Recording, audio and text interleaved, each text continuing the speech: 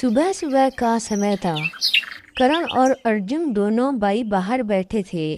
तभी उनको माँ आकर बोलती है, अर्जुन और करण खेत जाने का समय हो गया है।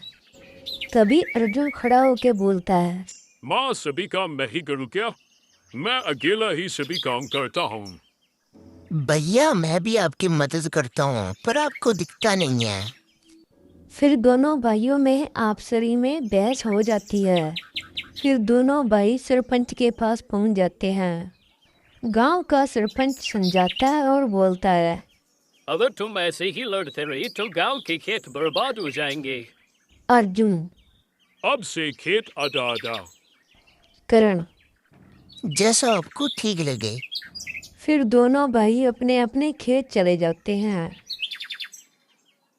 कुछ दिनों बाद बारिश बंद हो जाती है और सूखा पड़ जाता है। कड़कती धूप पड़ने लगती है। कुछ दिनों बाद श्याम करण को देखकर बोलता है, अगर इन्होंने साथ मिलकर काम नहीं किया तो फसल सूख जाएगी। रात में दोनों भाइयों की नफरत देखकर माँ बोलती है, जब तुम छोटे थे तो एक दूसरे के बिना खाना भी नहीं खाया करते थे।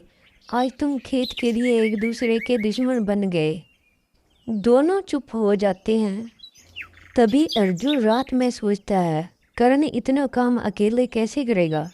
करण भी वैसे ही सोचता है कि भैया मुझसे नाराज हैं, पर मैं उसकी मदद करूँगा। और फिर चुपके से अर्जुन करण का काम करने चला जाता है। वैसे ही करण भी चुपके से निकल जाता है। उसके बाद में अर्जुन करण के खेत में काम करता है और करण अर्जुन के खेत में काम करता है। फिर अगला दिन निकलता है। फिर दोनों भाई अपने अपने खेत जाके देखते हैं। पूरा काम खत्म हो गया होता है। और फिर अर्जुन सोचता है किसने किया होगा। अर्जुन बोलता है, ये किसने किया?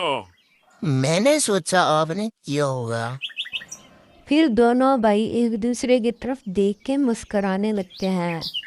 फिर दोनों भाई साथ में रहने लगे और साथ में ही खेत का काम करने लगे। पर कुछ दिनों बाद बारिश भी अच्छी हुई और दोनों भाइयों की फसलें लहराने लगी। ऐसे ही खुशहाल गांव बन गया।